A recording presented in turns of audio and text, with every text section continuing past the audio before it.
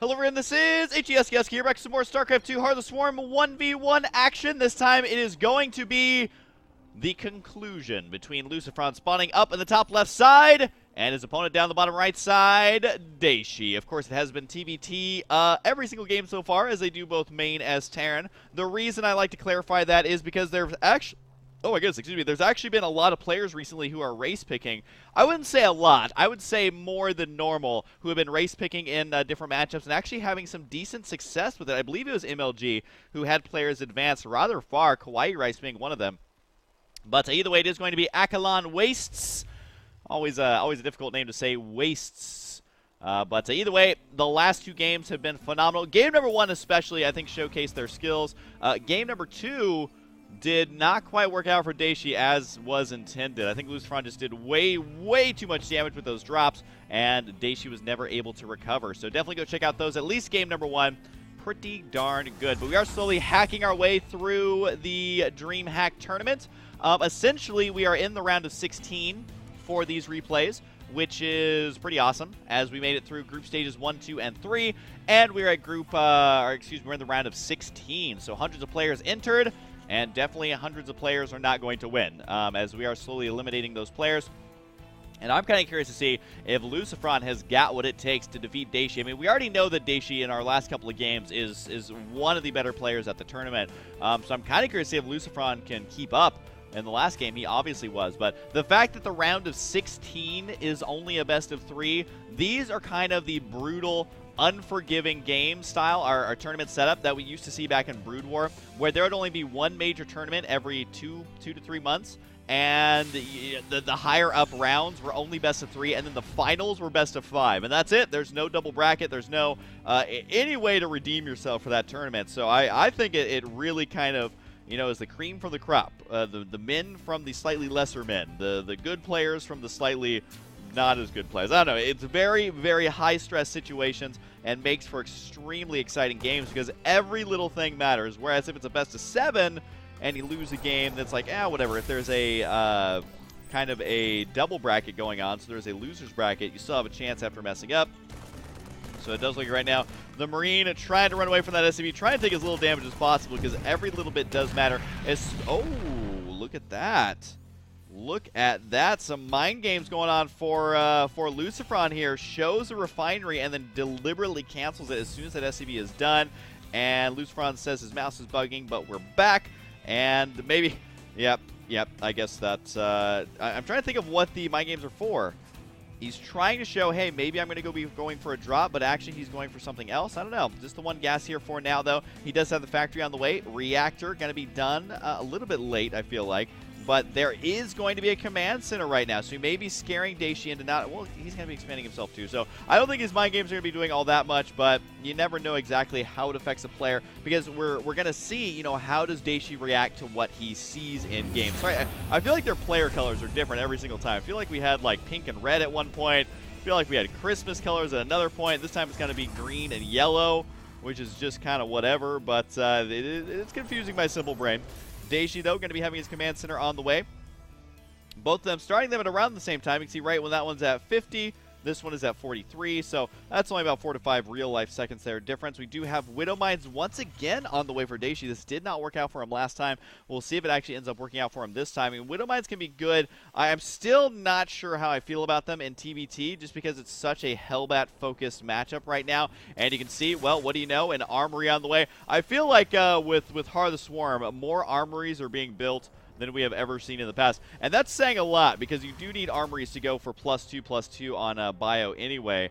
But for now, just so many armories on the way. Command center is nearly done. Armories for both players, starports for both players. So even with the mind games, he kind of tricked Dayshi into going the exact same thing that all Terran players have been going now anyway. And it's one of those things where I'm wondering if the players who are focusing on Hellbats now are going to struggle if Hellbats are ever changed, or if they're going to be able to adapt. Because, kind of like Broodlord and Fester, that was really good for a long time. Come Heart of the Swarm, that build is not as good anymore, and the players who'd been playing that for almost a year, they had to learn a whole new style of playing the game. It felt like a different game because that playstyle just did not work anymore.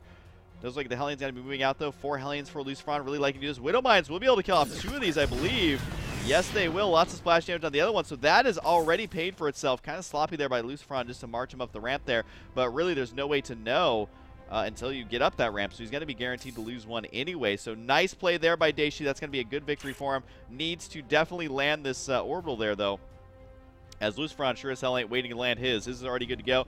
Dayshi's is already good to go as well, and does have transferring SCVs going on down. Looks like Dayshi trying to intercept those SCVs as best he can. Will kill off one Hellion, might be able to kill off the other one. He should be able to. I don't know if the SCVs repairing are going to help it enough to save it. We're about to find out. Yes, it will. That Hellion, a total badass, going to get repaired there mid-fight. That is awesome. It's kind of like in Star Wars, man, when R2-D2 is fixing up all the X-Wings. But for now, it does look like Medevacs on the way. No surprise here for Dayshi. What do we got going on for Lucifron? Well, what do you know? It's got to be Medevacs. Does land it right there. Does he go for 2 Medevacs right away? Is it going to be Vikings, or is he just going to go ahead and delay it? Medevac over here kind of hanging out. Lucifron does drop down a missile turret. Dayshi, though, he likes to live dangerously. Not going to be going for a missile turret just yet. He does have an engineering bay on the way. However, the drop timing here, I don't know if he's actually able to get those missile turrets in time. We'll see if he's actually figured this out perfectly. He does need to drop down a missile turret, though, as soon as that engineering bay finishes. It has indeed finished. We'll see if he decides to do that, or if he wants to play it risky by using that extra money to get out more Hellbats of his own. Does look like Dayshi, though, going to be moving out with this army. Keep in mind that Dayshi, since he's not making missile turrets, is ahead in supply right now, albeit barely. 62 to 60 here. He was a little bit more than that just moments ago, but here comes the drop right now. Dayshi's got to prepare for this. He does have the one Widowmine, but the problem is that, you know, if it hits the Medevac, not exactly what he's going to be hoping for here. Here's going to be the drop right there. One Medevac goes down immediately. He's actually going to be going for the missile turret right here, and Lucifron decides to boost, run right into this mineral line, and actually dodges this Widowmine up here. Not sure if that's going to be very useful or not. Trying to kite away there as best he possibly can, and we do have an interesting battle taking place. I think Dayshi not controlling as good as he could here. I think that Lucifron is getting the upper hand on him. One kill from this Widowmine. Not exactly what he's hoping for. And is it going to activate? Looks like it's just narrowly out of range. I would have loved to get some big hits off. At the same time, though, the army over here is going to get taken out. Resources lost is about the same. And you can see how this becomes just so terrifying for players. Oh, got to dodge the Widowmine there. Keep in mind this Medevac can see this right there. That little scorched mark right there is where that Widowmine is at. And one Marine right here. Don't worry, bud. You got this. Just kidding. It's getting too hot as he does get roasted away there. Does his little dance of death, which is cute. But, oh, he's going to try and drop over here. Actually holds that off with relatively minimal losses. Overall resources lost is about the same still, though. Workers killed 11 to 6. So Lucifron coming out ahead in the harassment field, but at the same time, he did also make those missile turrets earlier, which means that that money is not being invested elsewhere. So I think Dayshi, is it worth it to not get missile turrets still? I don't think so. But the fact that he didn't get them means that this is a lot more even than you might think. SCVs over there are happily repairing each other, which is kind of cute. But for now, we are going to be seeing continued Hellbat drops, and honestly, this is what this matchup is. And as a StarCraft fanatic, I have to cast all matchups, regardless of if they are boring or not. It does like Lucifron going to go ahead and back on up with everything he's got. He does have the drop going to be moving out to the north, one moving out to the south, and this could be a disaster for Dayshi. He's already behind in supply. He's got Widow Mines, but they're not quite in the right spots, and one missile turret in the main, plus the 2 Vikings and the Hellbats. Okay, so he should be able to hold off that one. So it's got to be the one up to the north that may give him trouble. We'll see, though, as Dayshi is obviously preparing for drops, splitting up this army as good as he possibly can. And I think, I mean, you can't really hope for much better defense than this. I'm not sure if it's going to work or not. These Vikings just narrowly out of range. Will be in range of that Medevac mighty soon. Here comes the first drop right there. Couple SCVs go down, but you can see that really you can't even kill the Medevacs quickly enough. This Medevac manages to avoid the Vikings somehow, drop them inside the main base, and even with that amount of defense, it's going to be very, very tough for Dayshi to come out of this ahead. I definitely don't think he's going to whatsoever. I mean, yeah, he will kill these up, but let's take a look at the workers killed, 23 to 6. So like we were saying in game number 1, it's really all about who can hell drop more and the fastest. Who can do the most damage right at the start to just let it snowball out of control. So Dayshi is behind. There's a scan also revealing that his army is moving out. That's going to be so frustrating for him. Any amount of surprise attack potential that he had is now gone. We should be seeing third command centers for both these players pretty soon. Lucifron already has his. Dayshi already has his. And that's going to be pretty good for both of them, which means that Lucifron is ahead. Widow Mine's right here, trying to burrow here. If he can get a nice shot off on those Vikings, that would be huge. It's not going to quite happen, though. This Widow Mine deciding, no, I don't want to go up there just yet. Instead, trying to use it more aggressively, which isn't that bad of a choice here. Looks like that Widowmine did get a shot off. We'll see if the other Widowmine can turn the tide of the bell. SCV's trying to decide, should I attack with them? Should I sit back in mine? Dayshi trying to make this happen. He's got great siege tank position right now, and he has air superiority here. This might be the momentum. This might be the timing that he needs. The Hellbats, though, pulled off the line. I don't think Dayshi's paying attention to those. He might be able to kill off a siege tank or two here with them, though. But I think he wanted to protect his own siege tanks as best he possibly could, and that is no longer viable. That tank is just narrowly out of range. Big scan right there reveals that, hey, there are indeed Widowmines down here. Hellbat's marching across. SCV's going to be pulled off the line as well. I think Lucifron will be able to break this. The Widowmines will activate here. Might be doing more damage than good, but for now, Dayshi, can he actually come out in a tied-type situation? Taking a look at units lost overall, he did manage to be cost-effective there for the majority of that. Dayshi still has air superiority as well. And the two Widowmines here, of course. Oh, SCVs, they're going to be repairing the Viking. Vikings are almost invaluable right now. And you can see Dayshi trying to rally the reinforcements over here, but I just don't think he has enough to even be able to break up that ramp anymore. And he just lost his air superiority, so he's going to have to turn this ship around, and he does. Widowmines there do take out that, and a Viking as well. Not going to be able to save those Widowmines at this point, but still able to be cost-effective with those at least. But Lucifron just looking way too strong here. I mean, yeah, he's lost a little bit more, but take a look at that workers tab, a little bit ahead there. And I believe overall workers killed, yep, is favoring Lucifron as well. So even though units lost is about the same, Lucifron has killed off more workers overall, which in the long run is much better than just killing off a couple more extra Hellbats or something like that. Does like Dayshi got to be going for his third base. Same thing goes for Lucifron. They're killing the rocks at the exact same time. And I think that Dayshi's going to get his just a moment earlier, but it's not really going to make that much of a difference. These rocks are nearly dead here for Lucifron. Takes him out, and SCV is going to be plopping down those refineries, so should be good to go in that regard. As, you know, Dayshi not that far behind, but Lucifron has had some better engagements. He does have the medevacs going to be moving out now. Now, if there's one thing about TvT that is the case, Terran are hyper aggressive, because really in Brood War, Terran was very slow moving, very methodical, very focused on siege tanks, but in Heart of the Swarm, it is much different, much more aggressive. I mean, you would see, in TvT and TvP especially, it was very slow moving, and in TvZ, you would see lots of drops. Now it's kind of the opposite, but for now, we do see Lucifron going to be moving in. One Hellbat drop at the natural, one Hellbat drop in the main base, and there's only the one missile turret right now. Does he react accordingly? Looks like he will be able to kill off these Hellbats relatively easily as the medevac does go down. So that one gets cleaned up, and may be able to kill off one more SCV. Yes, sir.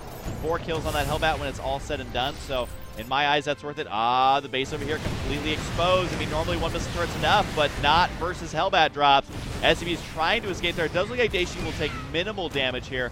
But really, I mean, this is just how these Hellbat drops are. They're almost guaranteed damage every time, unless the reaction times are just right on the money. There looks like you know, some workers over here have taken damage, but overall workers killed 16-40. Lucifron has this matchup figured out. Dayshi playing so well, but Lucifron, excuse me, just playing a little bit better. He is still not that far ahead in supply, and the worker count, though, is up to 10.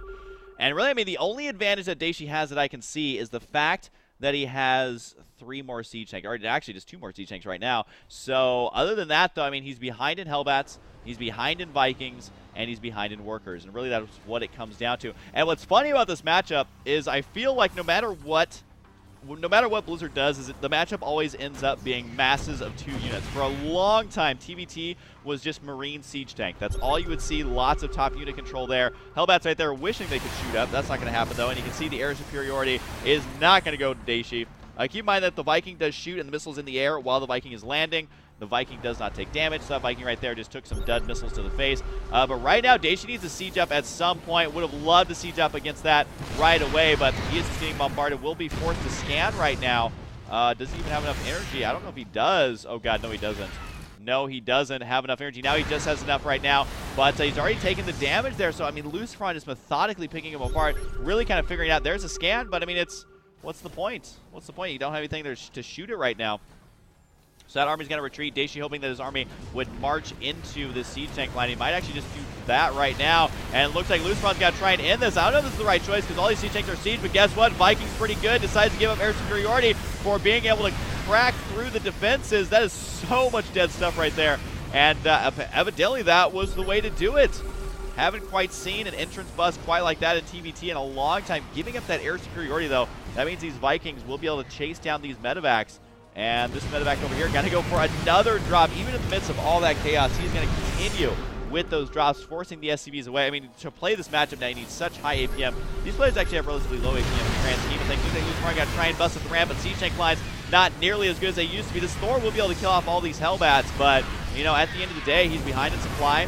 He's not going to be able to secure a fourth base. We have a fourth base already established for Lucifron. It's nearly done. So I guess technically not established yet, but he is ready to go. He's got the SCVs in gas. He's got the missile turrets going. Going to be just fine. These Siege Tanks are like, well, everybody died, so now's probably a good time to head back home. Nope, just kidding. We got new orders. Go back in there and die. The Vikings right now spotting what's going on, but Lucifron, I mean, just from the start, he's able to get that stranglehold and never let go. And it's kind of a war of attrition here, trying to force him to mine out, just waiting it out, waiting for Dayshi to make a mistake, waiting for him to try to expand, and really just not trying to get over-aggressive when it is not needed and when there's a risk of actually losing those battles. Lucifron showing a very, very patient game right now. He would love to repair those two Siege Tanks. Those are basically as good as dead if they get shot by anything. We'll be able to take out these rocks here. There's nothing that Dayshi can really do here. And that just opens up more counterattack potentials here for Lucifron, just kind of solidifying his lead further and further here. And I gotta say, Lucifron making it to the round of 8 would be huge for him. Siege Tanks on the high ground, though, going to be doing lots of damage. Nice shots here by Dayshi. Might be enough to buy himself enough time. The Thor, unfortunately, though, shooting the Vikings. He wants to be sticking those on the Hellbats if possible. But still, enough damage to prevent Dayshi from getting enough Siege Tanks on the high ground to defend himself. Looks like a drop finally going to be moving out for Dayshi. But guess what? Lots of missile turrets here at the expansion. 3 missile turrets there. They actually could fly in this way, which would be much, much better, but he does not know that. He's just going to go straight for the SCV line, so if he does not do damage here, this drop has not been worth it. I don't think that was enough damage to warrant losing 2 medevacs right out the gate, especially with Lucifron on the low ground actually able to attack his natural, given the natural is nearly mined out and not the most important base right now, but it's still pretty darn important considering he's currently down a base. I think Lucifron actually has this game. There's just so many Hellbats, so many Siege Tanks. And unless Lucifron somehow gives up air superiority and is killed off by 2 Banshees, I don't think I don't think that Dayshi stands much of a chance right now. So overall, I don't want to congratulate Lucifron early. I feel like he has this series, though. He's going to be advancing to the round of 8 should he win this game. Dayshi is definitely backed into a corner right now. He's hoping that Lucifron comes a little bit too close so he can take a bite out of him. I don't know what other metaphor to use right now. But at this point, this is just not looking good. Lucifron can just leapfrog up here. 2 attack, 1 armor done, 3 attack for Dayshi. So every shot Dayshi does is doing more damage, but every shot he takes, obviously he is taking more damage, trying to repair this orbital command right now. But Lucifron, again, the choke point is slowly closing in. Planetary Fortress over here as well. Lucifron knows the only way he's losing is to drop. So he's got the static D there ready to go, which is guaranteed damage with those Hellbats should they get dropped over there. Siege Tank right there, guess what?